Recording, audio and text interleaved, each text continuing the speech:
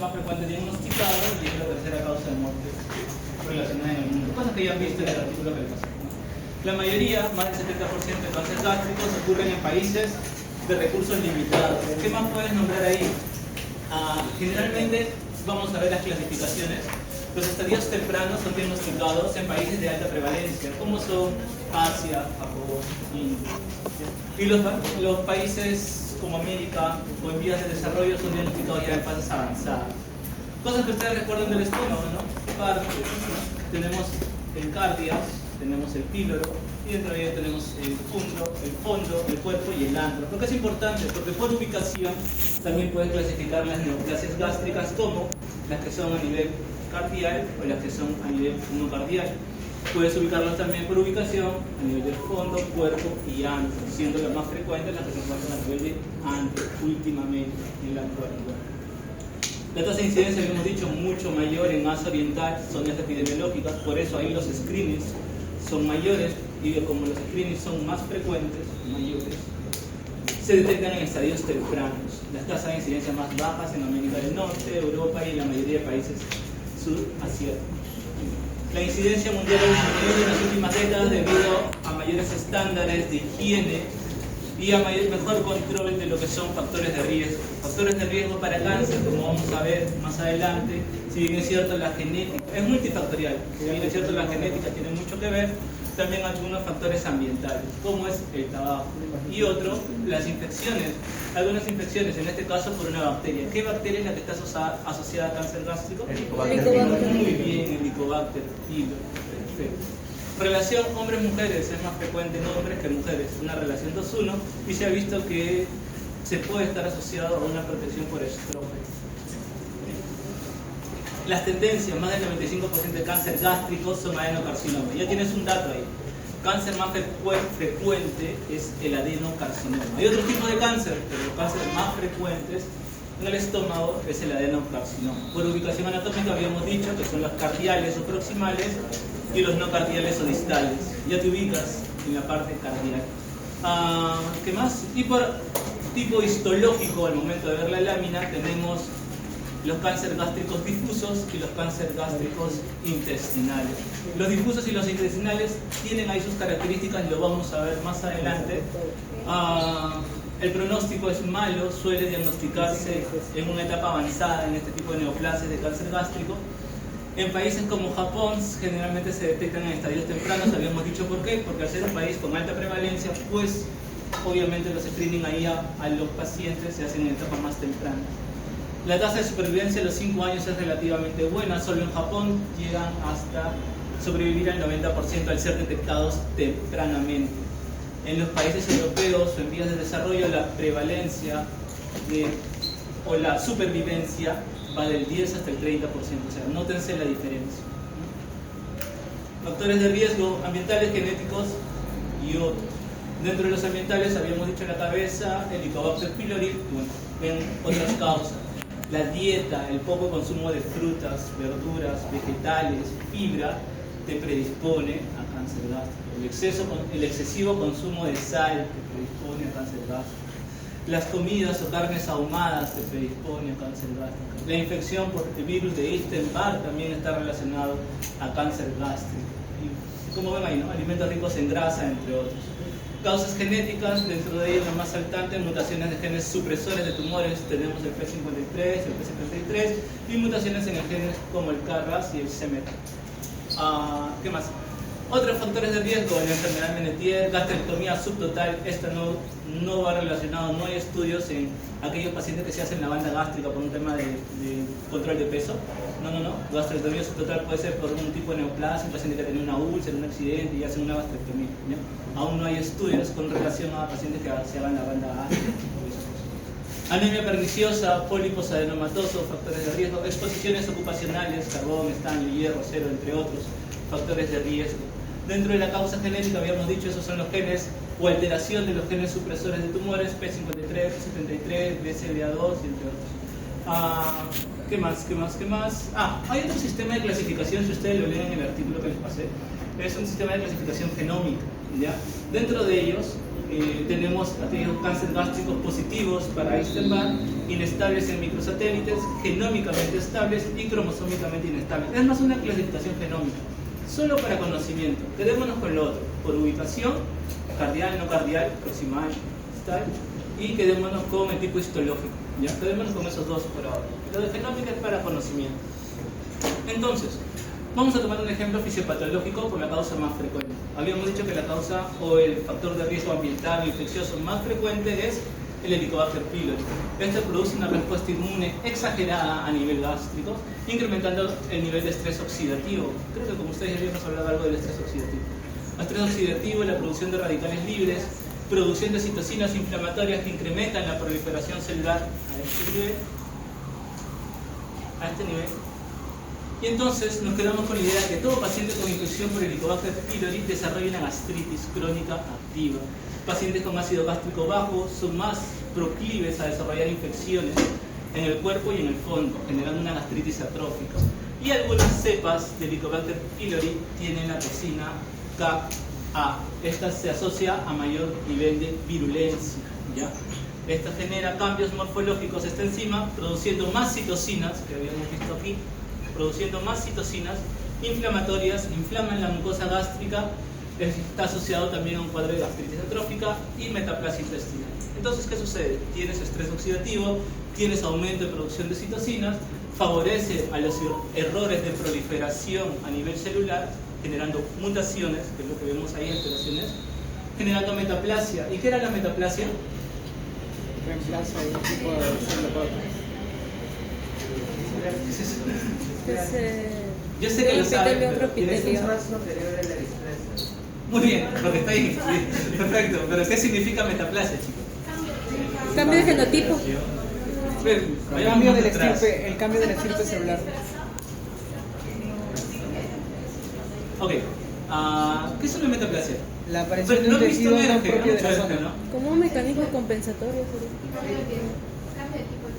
Muy bien, es el cambio de un tipo de epitelio que no debería estar aquí. ¿Se entiende? Normalmente hay un tipo de epitelio, pero se cambia por otro. Es lo que van a ver en ERGE. Hoy día es en ERGE, ¿no? Reflujo gastroesofágico. Es lo que van a ver ahí. Hay una metaplasia, es como el cambio del epitelio que se ve ahí. Metaplasia es un cambio de epitelio que normalmente no debería estar, aparece ahí. La displasia ya es una alteración de ese epitelio, no es un cambio, es una alteración. Y el siguiente paso, estas son lesiones precancerosas, el siguiente paso es cáncer gástrico. Entonces tenemos ahí los factores de riesgo, perdón, pensé que iba a salir más nítido, no creo que es la luz. Factores de riesgo que te pueden dar cáncer gástrico, ambientales, familiares, adenomas gástricos, pólipos, entre otros, infecciones, la dieta, que es muy importante, la dieta, y el bajo consumo de vitamina C. Y habíamos dicho que existen muchos tipos de tumores o cáncer gástrico. ¿Cuál era el más frecuente? El adenocarcinoma, ¿no? O los carcinomas. ¿Y cómo ven acá? Aproximadamente el 87% son adenocarcinomas. ¿Sí? Pero también tenemos otras neoplasias gástricas. Pueden haber linfomas, leiomiosarcomas, tumores carcinoides, entre otros. ¿Sí? Pero quédense lo que el más frecuente es el adenocarcinoma. Y acá tenemos lo mismo, alteraciones microbiota, factores ambientales y factores genéticos. El cuadro clínico. Entonces, neoplasia gástrica. ¿Qué sintomatología puede presentar un paciente con una neoplasia en el estómago? ¿Con qué patología podría venir? Reflujo. Puede tener dolor en epigastrio, un dolor urente. Urente es que dispepsia, astenia, llenura precoz. Pero hasta ahí es muy inespecífico, ¿no? Porque parece una gastritis, una dispepsia, o hasta puede ser una úlcera, ¿se entiende? ¿Sí? Pero otro tema, o otro síntoma que también puede haber es la baja de peso. Las manifestaciones de síntomas más frecuentes pueden ser graduales: dolor, sensación de llenura precoz, dispepsia, epigastralgia, pérdida de peso, ¿no? Digamos que el señor Juan viene a consulta, tiene 70 años, viene porque viene con mucho dolor abdominal de aproximadamente 6 meses y refiere que en los últimos 3 ha perdido 10 kilos. Entonces eso ya te puede hacer pensar de que puede haber algo más neoplásico. Síntomas menos frecuentes: náuseas, vómitos, disfagia. Es menos frecuente. La disfagia puede estar presente si es que el tumor se encuentra a nivel o es un tumor cardial. ¿Por qué? ¿Por qué creen? Si es un tumor, no muevas la gaseosa, va a salir disparado el gas. ¿Por qué creen que si el tumor está a nivel cardíaco puede predecir disfagia? Va a generar una obstrucción a nivel superior del estómago. Muy bien, porque el estómago, y acá está el cardia, si hay una tumoración puede obstruir el pase de la comida al momento de tragar por el nivel del esófago, ¿no? Y eso es la disfagia. Disfagia es una alteración o una dificultad de tragar, ¿no? Y eso es lo que aparece ahí. Bien. Ok, entonces, hay algunos signos clínicos que pueden estar presentes en un paciente con cáncer gástrico. Por ejemplo, tenemos la neoplasia en el estómago, ¿ya? Tenemos la neoplasia en el estómago. Estas células epiteliales pueden descamar, estas células neoplásicas pueden descamar y pueden caer al peritoneo y pueden caer a la cavidad abdominal. ¿Qué produciría? Una carcinomatosis, ¿no? ¿Qué más podría haber? Producción de líquido, o parece líquido patológico. Cuando aparece líquido patológico en el abdomen, ¿cómo se llama eso? Ascitis. Puede haber ascitis, ¿sí? Estas células neoplásicas vuelven a caer. Ay, sí,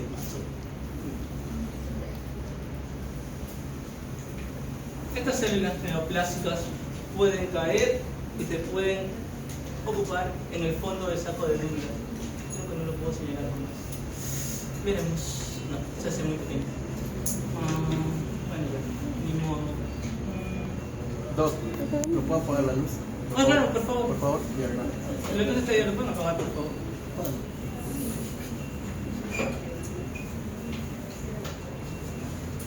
Ya, gracias. Muy bien, imaginen esto.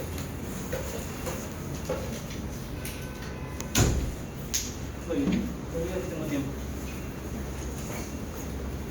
Tienen el estómago, la neoplasia se encuentra en esta parte y habíamos dicho que las células descaman. Llegan al peritoneo y llegan a la cavidad abdominal produciendo líquido.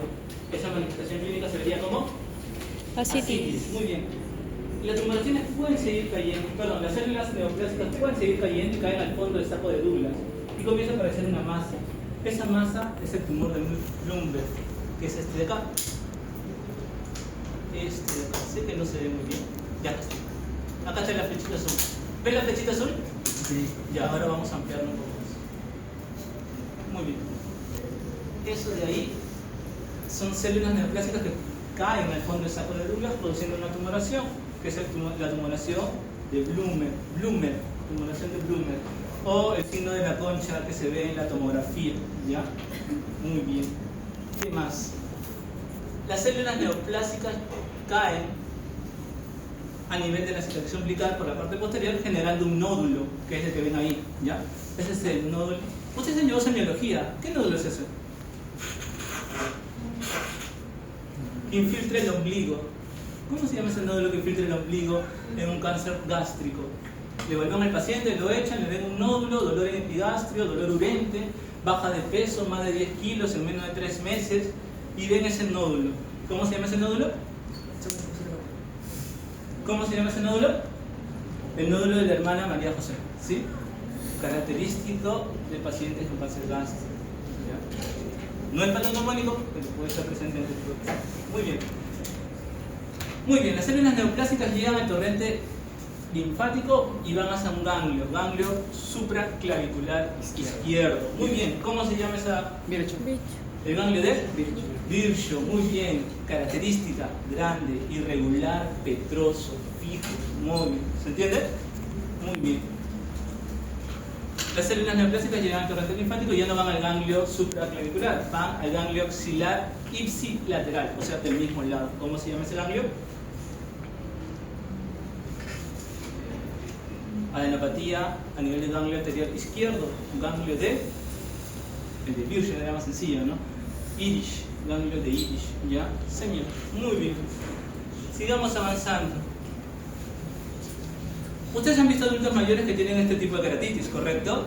Pero cuando estas aparecen de un momento a otro y comienzan a proliferar en una cantidad exagerada, esa es una queratitis verrucosa, el signo de Lesser-Prelat. Es un signo paraneoplásico. No es patognomónico de cáncer gástrico, pero es patognomónico de neoplasia. ¿Sí? ¿Se entiende? Muy bien. ¿Me falta alguno? Creo que no. Listo. Y ahí están. Ascitis, infiltración del ombligo, el ganglio de Virchow, el ganglio de Irish, el tumor de Krukenberg.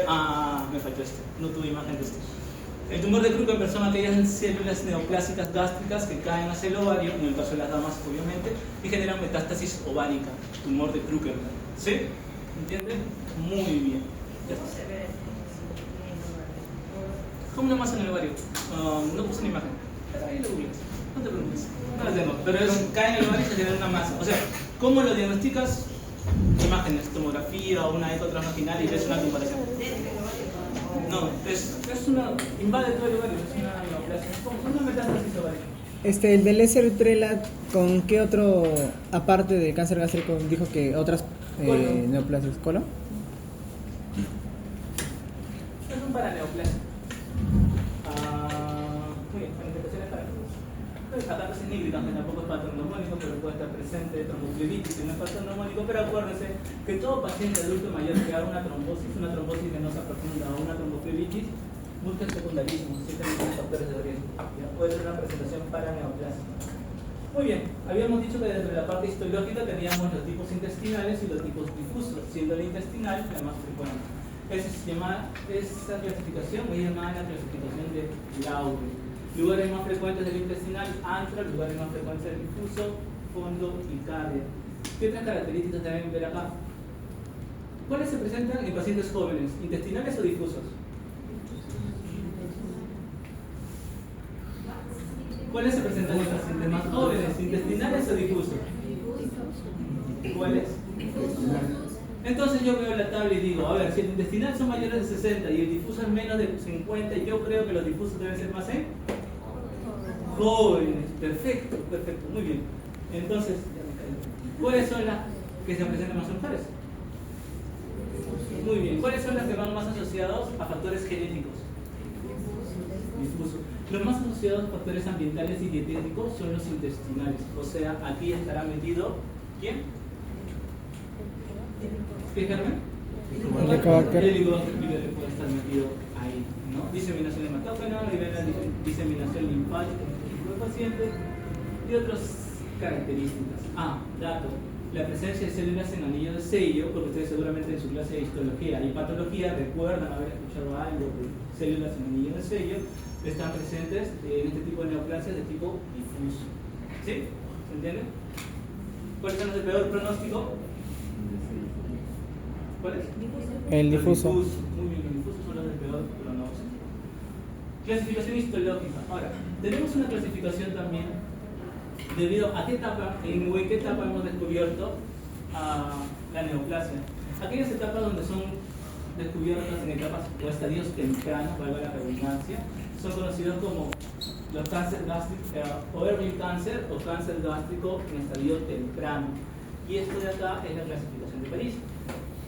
¿En qué se diferencia los estadios tempranos y los estadios avanzados?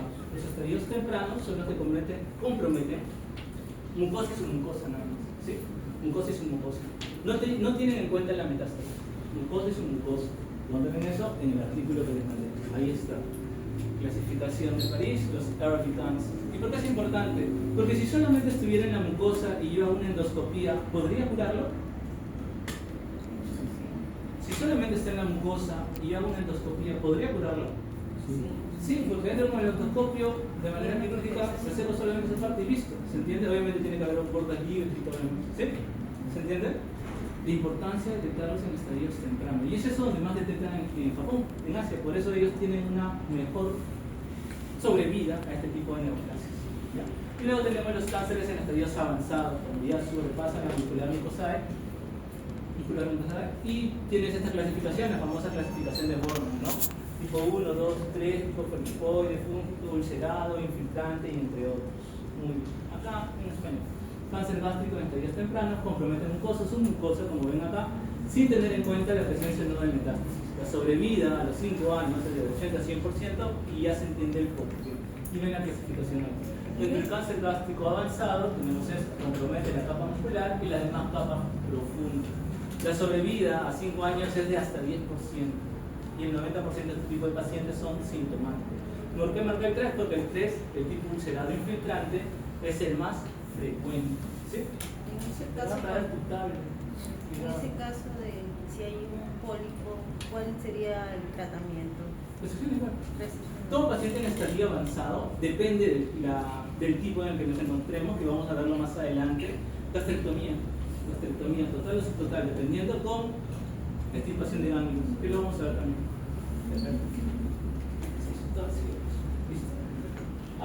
Sigamos. Ya vimos la diseminación, vimos el diagnóstico clínico, examen físico, las imágenes, obviamente imágenes y procedimientos, endoscopía a la cabeza, tomografía. ¿Para qué te diría la tomografía? Aparte de para ver la lesión, para ver y clasificar estadios, para ver si ha hecho metástasis hacia alguna parte, ¿se entiende? Muy bien, y la clasificación y toda esta expresión de ganglios.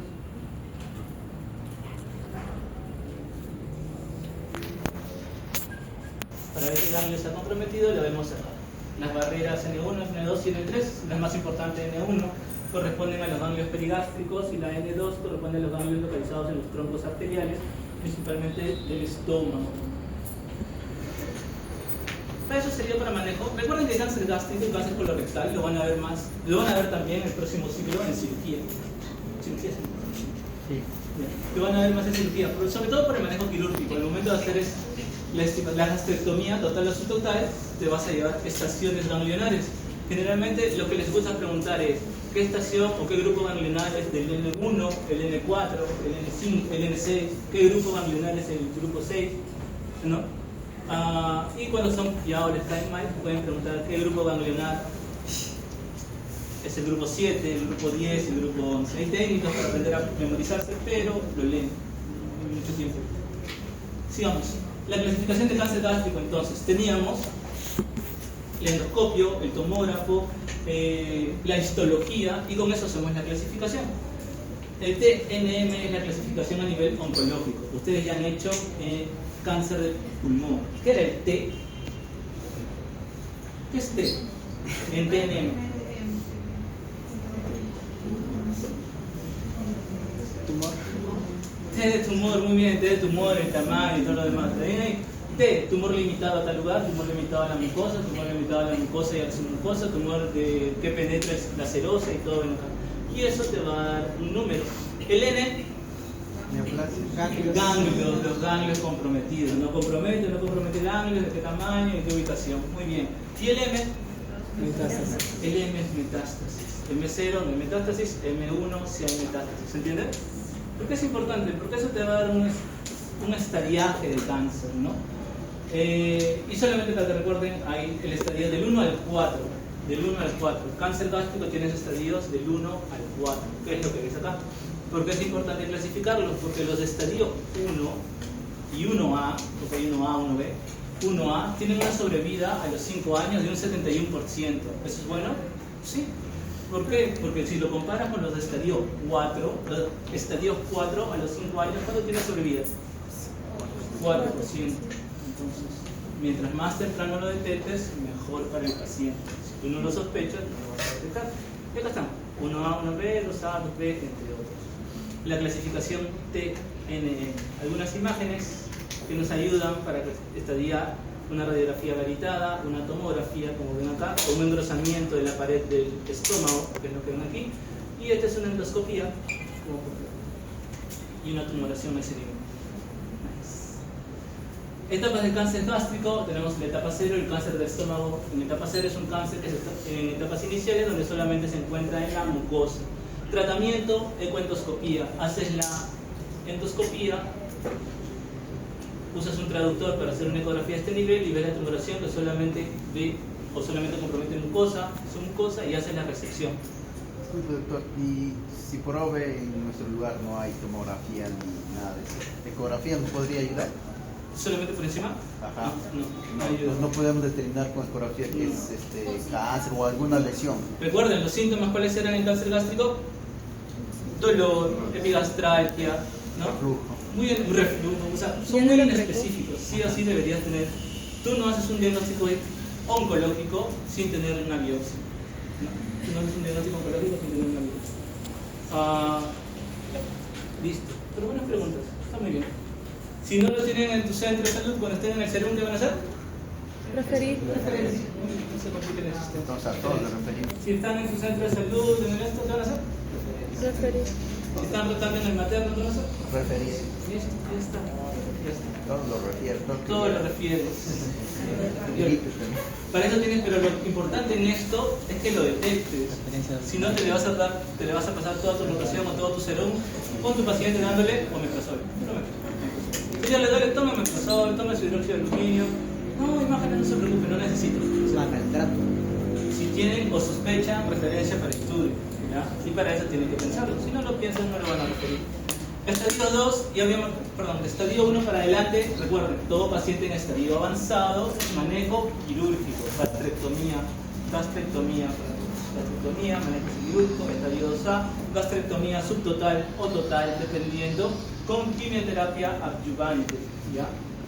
Puede ser los dos o puede ser uno. Se ha visto mucho mejor con los dos. Quirúrgico con quimioterapia. Estadio 3, tratamiento cirugía para extraer el estómago, igual, gastrectomía más quimioterapia con radioterapia, ¿ya? Listo, se ven mucho mejores resultados. Etapa 4, muy bien, te recuerdan esto. ¿Cuál es la etapa 4? La etapa 4 tiene M1. ¿Qué quiere decir? Que no importa el T, que no importa el N, ya tiene M1. ¿Qué es M1? Metástasis.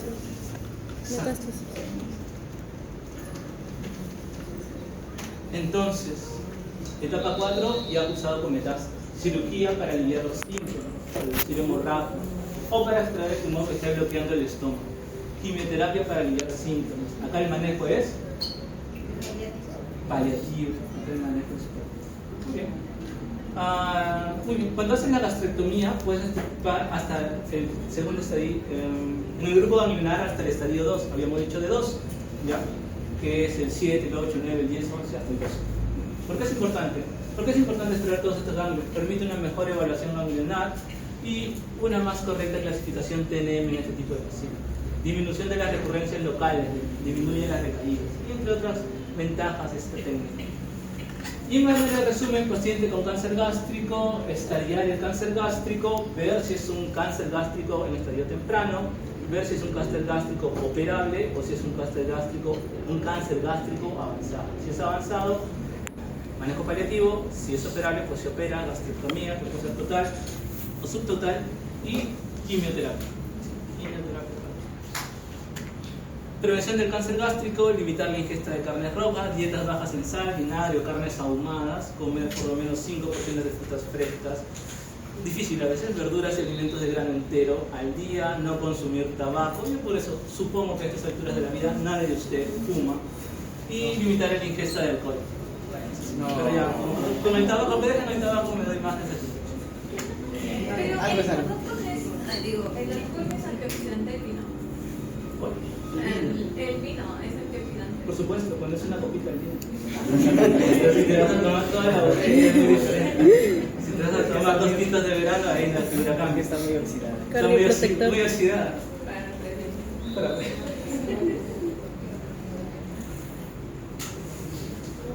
Ok. Si encuentran solo melaplasia, ¿qué se hace? Seguimiento. ¿Ah? Seguimiento.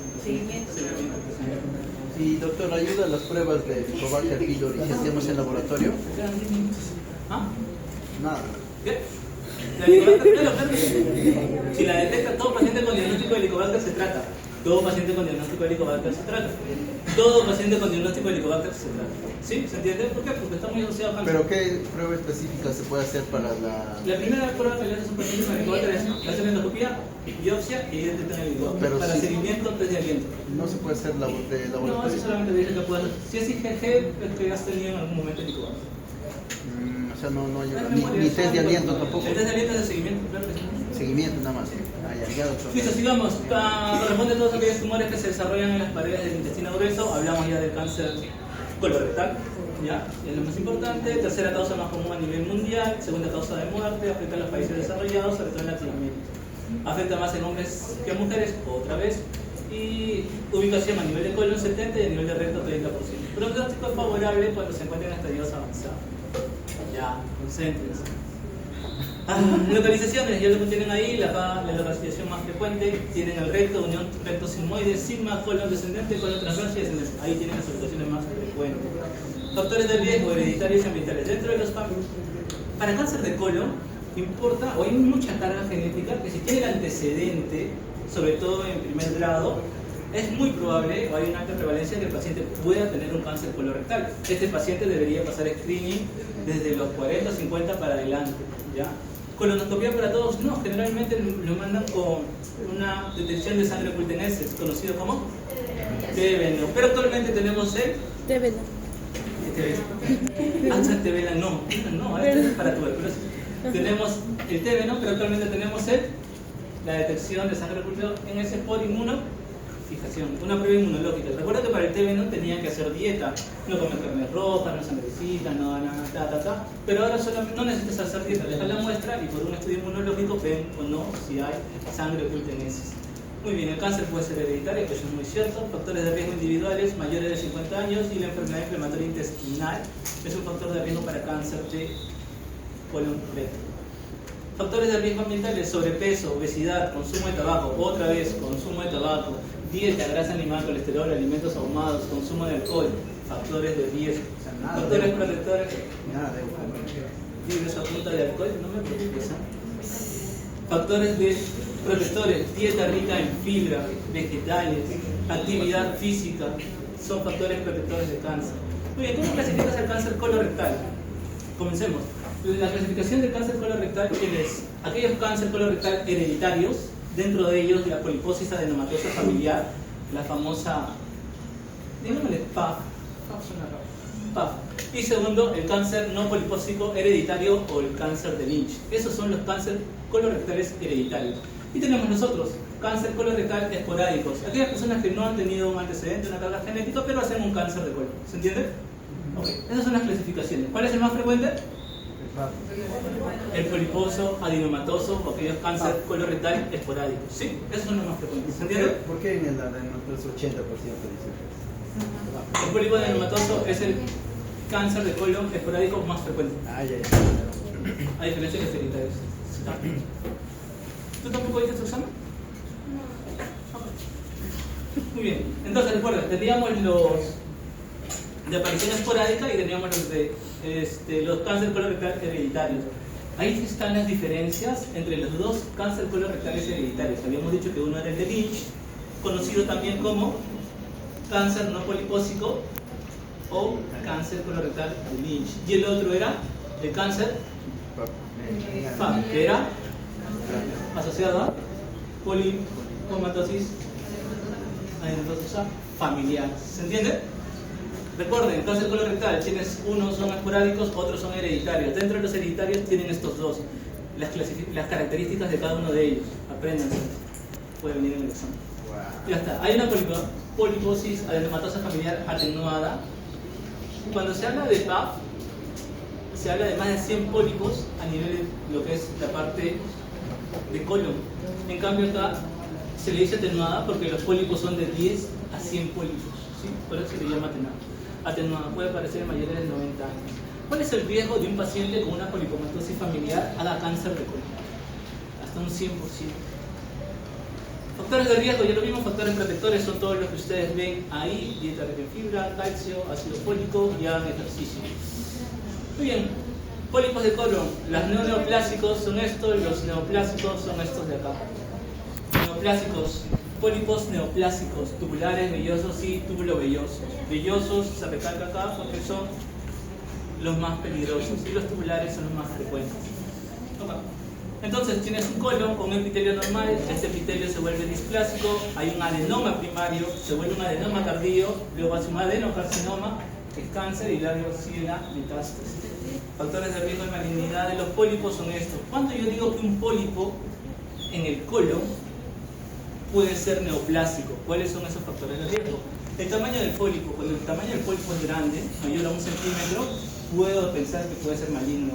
Cuando tiene una úlcera a nivel superficial del pólipo, puedo pensar que es maligno. Y cuando tiene histología de tipo vellosa, puedo pensar que es maligno. Cuando tiene secreción removible, pérdida de patrón de vasculatura, alteración en los pliegues colónicos, o cuando hay un nódulo en la superficie, puedo pensar que ese pólipo que estoy viendo en la colonoscopia puede ser maligno. Asintomática, ya, listo. ¿Cuál es la clínica? Ya, eso lo vamos a explicar así. Generalmente los cánceres de colon en estadios iniciales son asintomáticos, no tiene síntomas, no hay molestias, se pueden diagnosticar de manera incidental cuando hacen algún otro procedimiento y ¡pum!, detectan ahí que hay una tumoración en el colon recto. Listo. O cuando se hace un tamizaje, tiene baja hemoglobina, pero sin síntomas, tiene un TB no positivo. Paciente de 60 años va a su control de salud ocupacional, le piden un TB, sale un TB no positivo y listo, le hacen colonoscopía y ahí ven la tumoración. Pero no tenía molestias el señor, tenía un microsangrado. Son asintomáticos. Cuando son sintomáticos o ya presentan síntomas, hay un cambio de hábito en el intestino, el paciente puede sufrir de constipación frecuentemente, sangrado y anemia por el tema de las pérdidas sanguíneas, pujo y tenesmo, le puede ser más dificultoso hacer las deposiciones.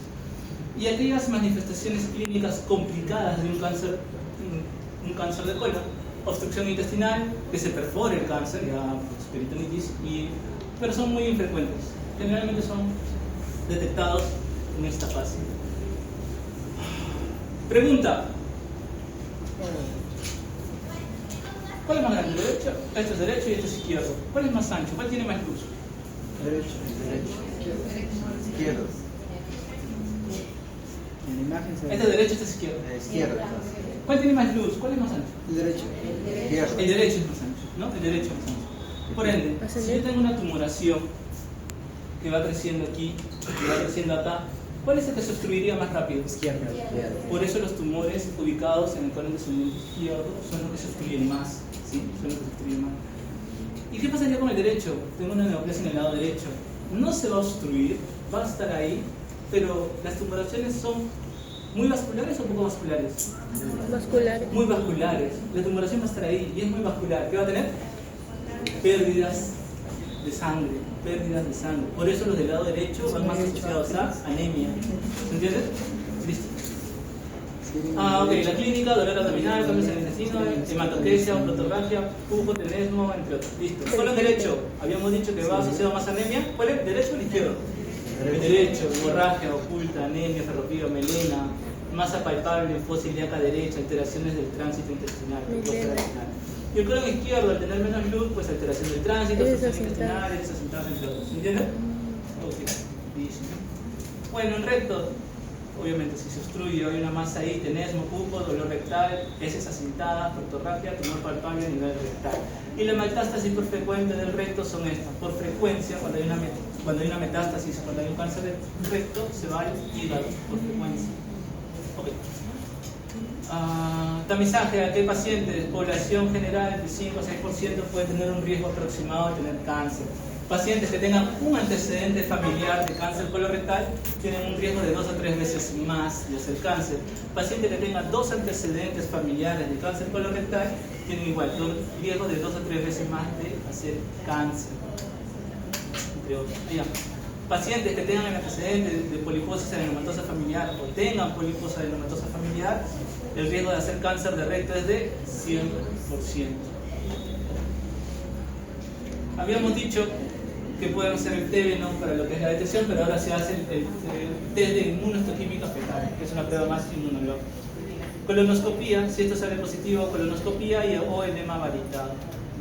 ¿Por qué no se le hace colonoscopía a todos? Por el riesgo-beneficio. ¿Qué no golpeas? Eso es acoso. No golpeas. Saliendo, quizás. Muy bien.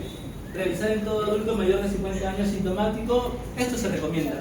Es mucho más factible hacer un TB, ¿no?, o detección de sangre oculta en heces a un paciente que hacerle a todos colonoscopía. ¿Ustedes qué opinan? ¿Todos colonoscopía? No. Entonces, si tienes esto positivo, pues amplías estudios. Para otros exámenes, hemograma, desinfeccionación láctica, el CEA o antígeno carcinoma embrionario es muy importante porque cuando esto está muy elevado al momento de detectar la neoplasia, también es indicativo de pronóstico y también te sirve para seguimiento.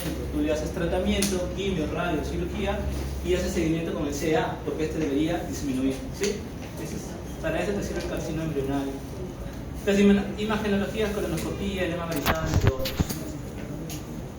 Esta es la colonoscopía, las lesiones preneoplásicas, habíamos dicho, la presencia de pólipos neoplásicos, que son adenomas, generan displasia de bajo grado, luego pasan a displasia de alto grado y luego El siguiente paso puede llegar a ser cáncer. Muy bien. Los adenomas, habíamos dicho que los pólipos con característica neoplásica o de riesgo neoplásico son grandes, mayores de 1 centímetro.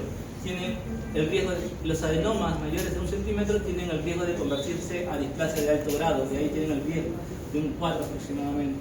Y una displasia de alto grado tiene un riesgo de 7 o 15 de convertirse en cáncer colorectal.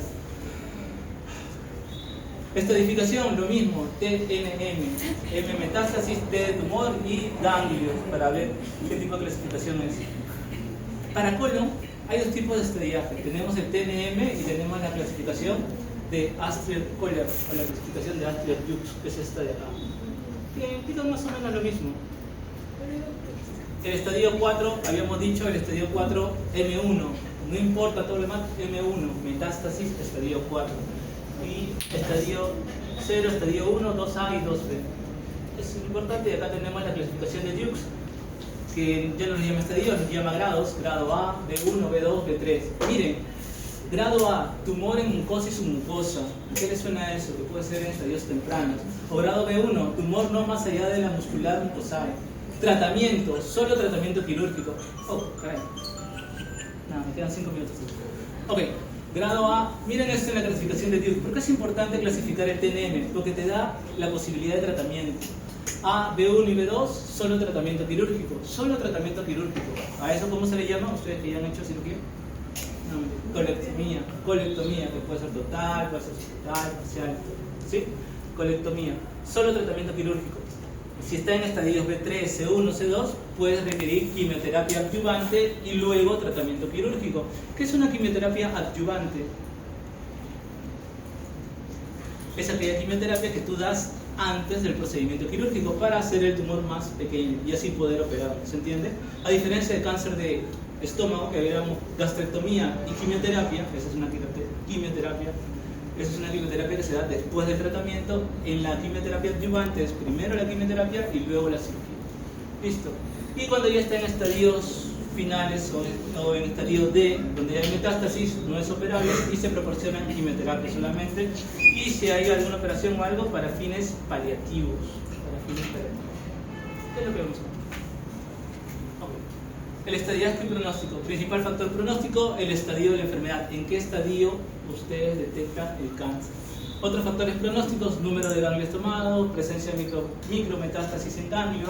Habíamos dicho que el valor del antígeno carcino embrionario también es importante, presencia de tumoración, obstrucción, y bueno, ahí tenemos otras cositas más. El tratamiento, el objetivo es la resección tumoral primaria, o sea, ustedes lo detectan, si no está en estadio 4, pues la resección quirúrgica es el tratamiento curativo, y si está en estadios 3, 3A, 3B, quimioterapia adyuvante y luego manejo quirúrgico. Y lo ven acá, esta es la clasificación, cirugía más quimioterapia adyuvante, y en estadios 4, cirugía paliativa. Nada más. Para el recto, lo mismo. Tratamiento quirúrgico, colectomía segmentaria, linfadenectomía regional, resección en bloque y clínica. Acá están los márgenes que deben tener. ¿Por qué es importante? Cuando hacen la resección del colon, tú debes dejar márgenes sanos, obviamente, porque si dejas márgenes con células neoplásicas, el cáncer va a volver a aparecer.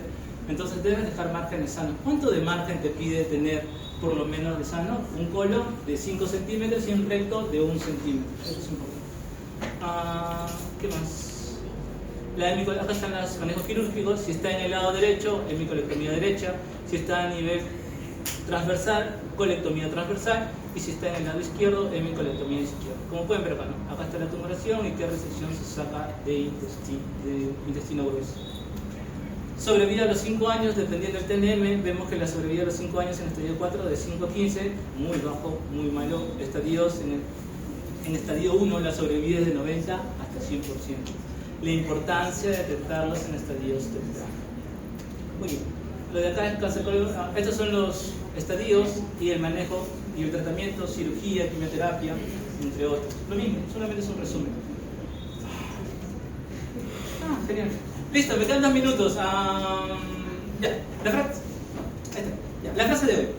Debido a que acaban de dar el examen, cualquier nueva circunstancia puede interrumpir el orden y la paz de tu mundo.